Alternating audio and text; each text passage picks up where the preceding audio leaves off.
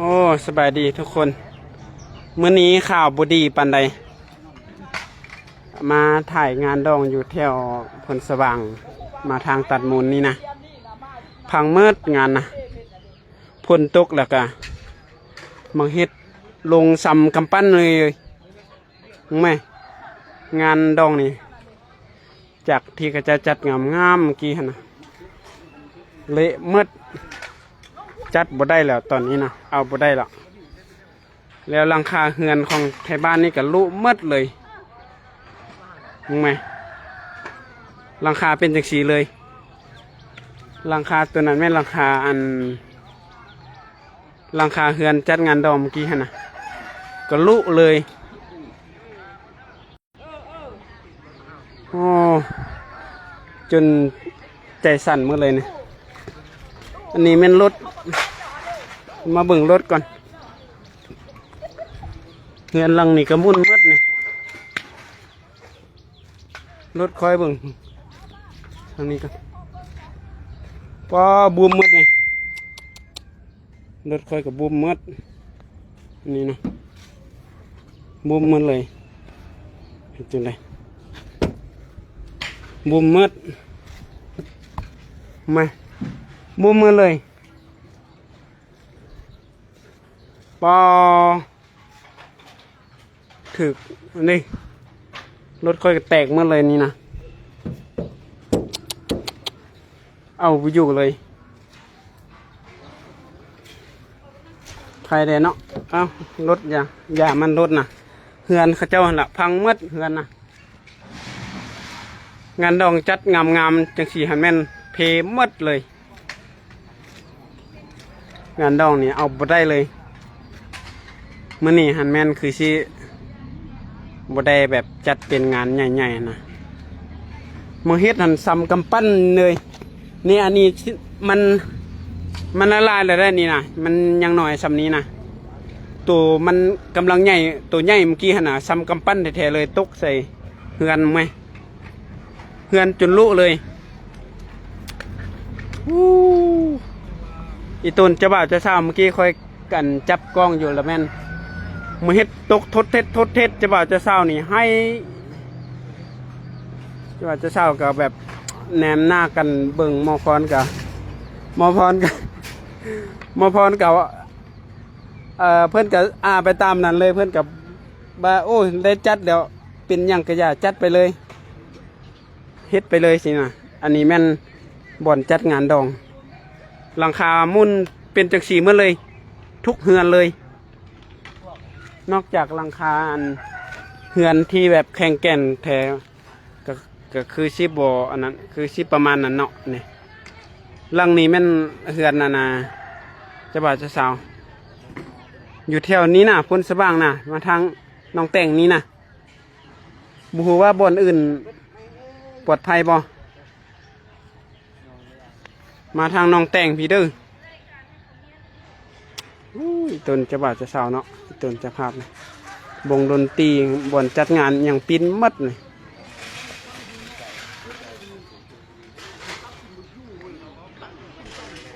พังมัดเลยจัดบ่ได้ละมีแต่กูเมียนมีแต่ยังสิลมจะภาพอยู่ในเนาะไอ้เนาะไอ้เจ้ามาจัดงานว่าหรือว่ามาร่วมงานนะล้านเป็นล้านนั่นเหรอของกันลูกปูใส่เสื้อผ้าหากันมาฮอดตอนนี้วะหัวต้นไอ้แห้งจะเบาเป็นแหงเลยเมื่อกี้ขนาดเฮาอันแบบมันบ่เคยเห็นจะเคลื่อนน่ะใจจนสั่นเลยนะหลังคาจนลุเลยลุมาเฮ็ดหันตกลงใส่อันน่ะอ้ายอันนึ่งอยู่ในผ้าควันนั่นเลยพอได้ก็เอาอันพนังหันมามุ่นหัวอยู่ในเฮือนกับบรอดลุลงทะลุลงอันนี้ขนาดมันละลายแต่อันนี้นะนี่ก้อนบางใหญ่นะเลยรถค่อยกับเพรถค่อยกับลุมัดเมื่อกี้นี่เอาไปให้เบื่อเมื่อกี้ไม่ตั้งขนาดตั้งได้นี่นะตั้งกับลุนี่หลังคาลุมัด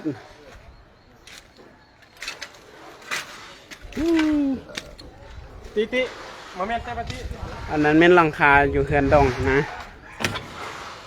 ตั้งกะลุมืดคันคนออกอยู่นอกนี่คือสิถึกหัวโอ้นอกเลยแหละ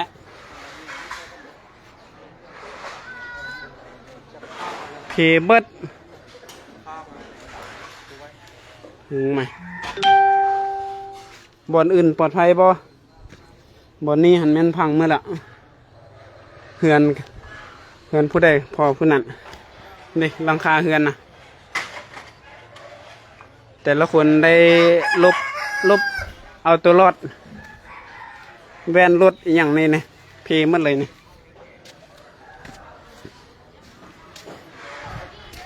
เฮือนไผ่กับเพหมดแค่นี้นะนี่ลุใหญ่ปานนี้นะโอ้นี่เป็นเฮ็ดหมดนี่เลยก้อนบางใหญ่นี่ก้อนใหญ่สำนีก็ยังมีเด้ก้อนสำนีเลยใหญ่กว่านี้เมื่อกี้หันน่ะเห็นตกลงน่ะไม่สำนีแท้ๆเลยนี่นี่มันติดกันมาจังสีเลยเด้นี่มันติดเลยนี่ติดกันมาทีนี่ก็ตกใส่เฮือนมันแตกแท้ป่านนี้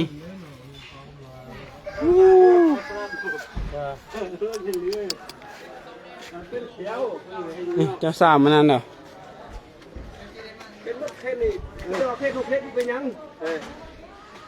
เป็นจัสบ้างเป็นแต่เขตเฮามันบ่แม่นเปียคำบ่เปียคำจัสบ้างแถวเข็นลงอาแต่ว่าแถวตัวเพชรของป้งบ่เป็นยังนี่ว่าเปียคำหรอกเปียคำทรงหวานนี่นักมู่เป็นเวียงคำนี่เอิ้นอย่างก็นนสว่างนะบ่จันสว่างจันสว่างเนาะลูกทหารบ้านภาษาบ่เป็นยังพอเราปลุกไปเลยจังหวะน่ะปลุกนี่พุ่นรถนะแว่นรถแตกเบิดนี่โอ้แว่นรถอันนี้โหดเนาะแว่นรถมันบ่เป็นอย่างเลยเนาะแว่นรถคันนี้รถอย่างก็โตโยต้าเนาะปลาลุลงนี่นะแต่แว่นบ่เป็นอย่างเลยเนาะ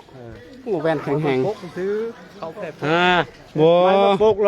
ลงเม็ดแหละจะเอาจังมาเนาะรถคันนี้ก็จอดนี่ล่ะนี่อันนี้ก็บ่เรือหมดเด้เอาเป็นเอาอย่างพวกรถบ่เลิบนี่รถเฮาพอดีเด็กน้อยไปเมืองพุ่นเพราะว่าเฮียงำหัวนะจังมางมใช่เนาะนี่รถเป็นจังซี่เลยรถน่ะรถค่อยกันจังซี่เลยรถค่อยน่ะ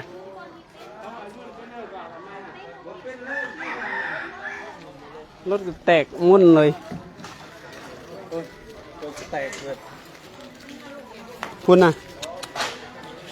กล่องเต็มก้อนใหญ่สำนีเลยตกลงสูงๆภายยังรถสิบแตกเนาะ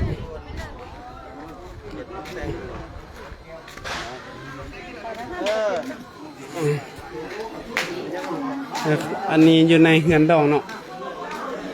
ตอนเมื่อกี้ค่อยมัดแขนหันแม่นั่นมัดแขนอยู่ในผ้าควนหัน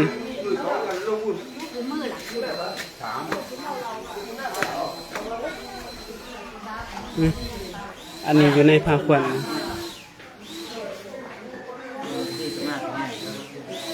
หลังคาลุไหมลุสำนี้เลยกำลังเฮ็ดผ้าควนอยู่อีต้นจะบ่าวจะสาวอยู่เฮือนหลังเมื่อกี้ฮะน่ะลุใหญ่สำนี้เลยมาเฮ็ดตกลงใส่ฮะโหดขนาดเปียกมืดทางมัดแขนเนี่ยทางหลีกมือเฮ็ดเนี่ยเป็นไงเนี่ยน้ำเข้ามืดนั่นอ๋อในห้องกับลูกเนี่ย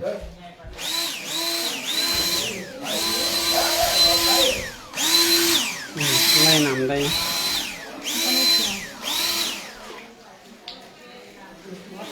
เป็นได้เนาะได้จัดแล้วเนาะต้องได้จัดรถจัดแล้วบ่ต้องยกเลิกเพิ่นว่านะผู้เฒ่าเพิ่นบามขี่ผู้ใหญ่เพิ่นว่านะเพิ่นว่าได้จัดแล้วบ่ยกเลิกแล้วมีเฮ็ดมันเป็นสภาพในแล้วก็เฮ็ดตามสำนัก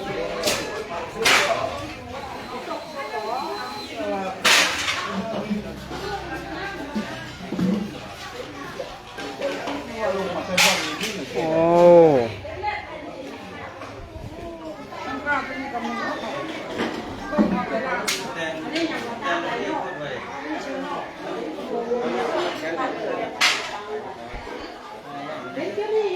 ไฟ ฮะ ไฟ ไฟเดี๋ยวอันนี้พาควนเนาะพาควนอันทางเฮ็ดควนแน่มองพรกันเลยลีกมาเฮ็ด แต่ละคนกันเลยลีกมาเฮ็ดก่อนอันนี้จะบาดจะสาวเนาะมัดพอหากก็เริ่มเข้าพาควนนะหากก็เริ่มเข้าพาควนแล้วกับพ่นลมแห้งตอนทำมิดนะงานตก อย่าลงเป็นเด้อ จะมาคลิปจะดี มันเป็นพายุเลย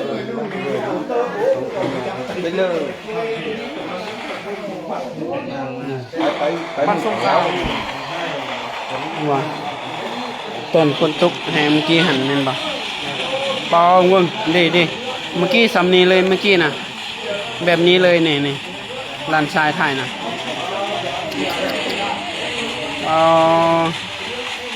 คันออกไปนี่ตายเลยแท้หัว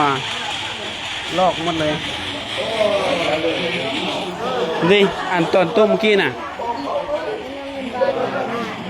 นั่นแหละที่นี่ คนขี่รถอยู่กลางห้างนี่ว่าเลยไว้ไป ไปทางข้าง มีลวกให้ขนาดไหน วายมันเลยนะรถน่ะ คนจะเออ อยู่นี่งานเท่านี้เนาะ นั่นเราถ่ายเมื่อกี้นะ มันแห้ง ปิดจะได้กันยินดีนำจะบ่าวจะสาวเนาะได้สภาพงาน ถามอีร้านอันนี้ร้านผม สภาพงานดองฝาเฮ็ดให้มื้อนี้ก็มีแต่เขาเจ้าก็สิกินข้าวชุมกันอยู่นี่หรอกเนาะอยู่บ่อนจัดงานนั่นคือสิบ่ได้จัดเสียแล้วคนมาก็สิบ่มีหยังจัดเต้นอิหยังก็เพหมดอะเด้เต้นคุยบ่วงอิหยังก็แตกหมดนะ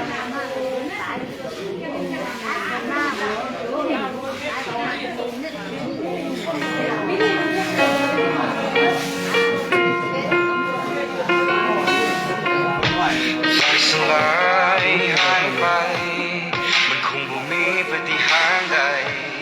มันคือความจริงที่เคยต้องเข้าใจ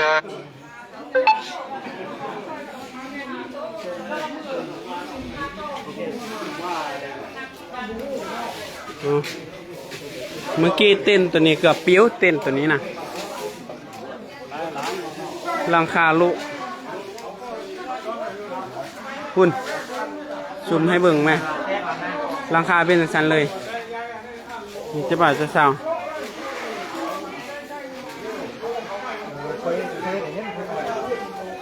รถเฮากระแตกทางหน้าน่ะรุ่นหลายวะ นู่นเลย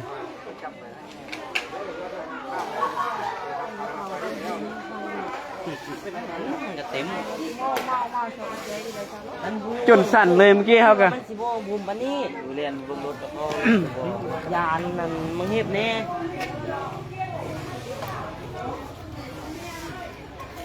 จะบ่าวจะสาว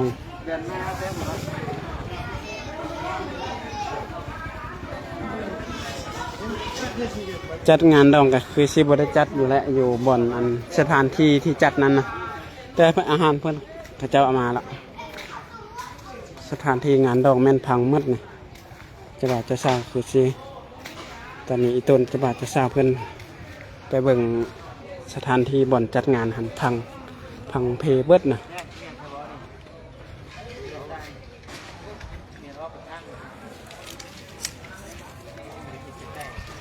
บนจัดงานงามๆล่ะ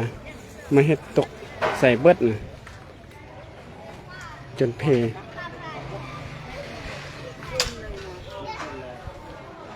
เป็นแบบนี้เลย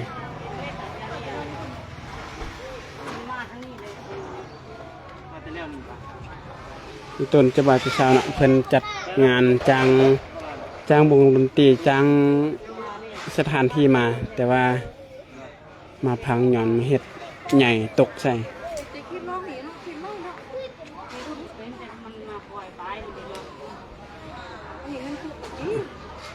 อันนี้มันอยู่แถวพี่นะจันทร์สว่างมาทางนาหนองแต่งนะไปทางดอนนุ่นพี่นะสถานที่งานนี่แม่นคือสิตามเบิ่งมันจัดบ่ได้ดอกบ่แม่นตามเบิ่งแหละมันจัดบ่ได้ดอกมันพังหมดละต้นนี่เจ้าสาวอีต้นเจ้าสาวเจ้าบ่าวแล้วเนาะเพิ่นจัดแจ่มหมดแล้วแต่ว่าบ่ได้จัดงาน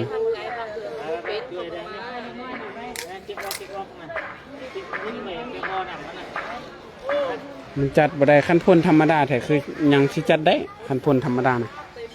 อันนี้ว่าทางพ้นทางมีเฮ็ดตกลงไผสิไปเฮ็ดหยังได้มีเฮ็ดบักใหญ่ๆ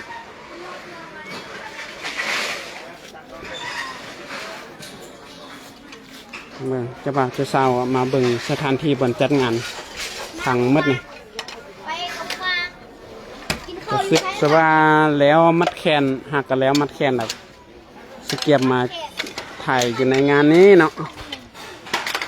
แต่ว่างานหันพังดอ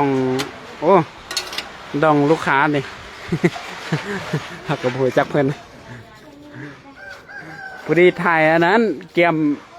นโมรสาคาละโตอยู่อันพักวันเนาะแล้วว่าน้ำเลยมีเฮ็ดอันมุ่นมัดนี่จะบาดจะซ้ำมาเบิ่งงานต้นจะบาดจะซ้ำเนาะคือจัดงานกับเมียนตอนนี้นะคุณชิเมียนมัดนี่จะบาดจะซ้ำจัดงานมาได้ละวันนี้นะมีแต่สิได้เก็บเมียนวะเอามาเบิด เนาะไอ้เนาะ ตัวนั้นเรากดเกี่ยวล็อกมันอยู่ที่ช่อง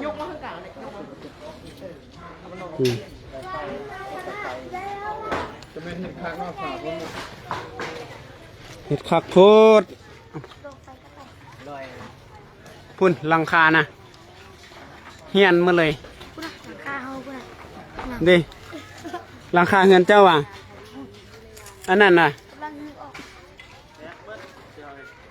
ดิโอ้ยต้นจะเศร้านี่จะได้กะแนวหายก็มีแนวดีกันมีเนาะยินดีนำเจ้าบ่าวเจ้าสาวมันนี่คือบ่ได้จัดงานเนาะบ่อนนี่นะมีแต่พระเจ้าสิกินข้าวอยู่ในนั่นก่อนอันนั้นแม่นหน้างานเนาะหลังคาเฮือนพระเจ้านะ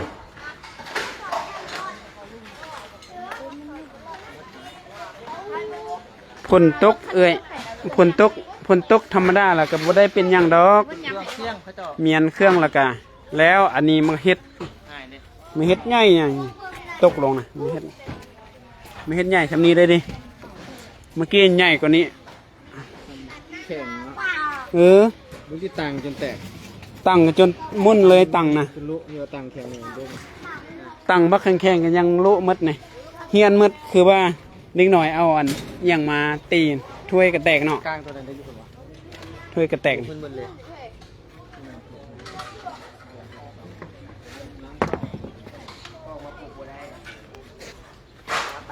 ความจัดงามๆนะเมื่อกี้นะงานตัวนี้เนาะอยู่แถวจันทร์สว่าง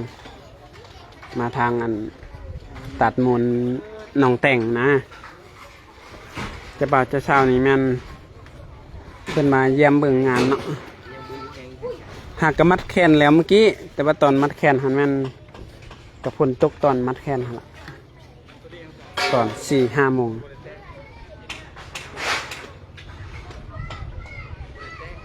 จะชากับมาเบิ่งก็ได้มาเบิ่งแล้วตอนนี้เนาะเฮ็ดหยังบ่ได้ละ เขาเจ้าก็มีแต่สิเก็บเหมียนตั้งลุโอ้ขาดจนกุดเนาะนี่หอยตั้งนะมันเฮ็ดตกลง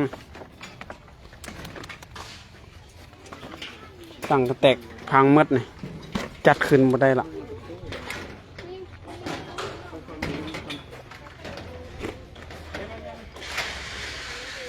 มีแต่สิได้เก็บเหมียนเอาเท่านี้ก่อนเด้อ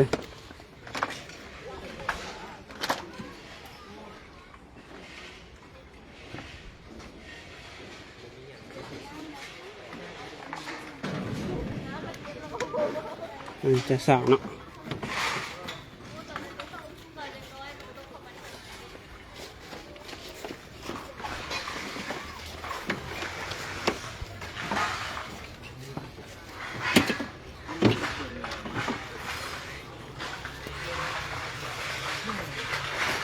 คือสภาพเบิ่งเนาะทุกคนเนาะ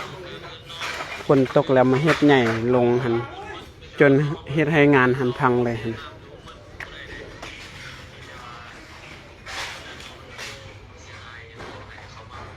เสียหายหมดนะ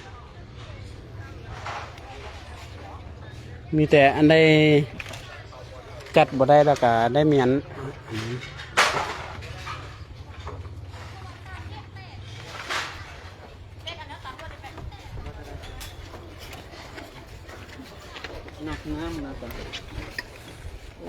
น้ำเข้าตู้เลยเห็นบ่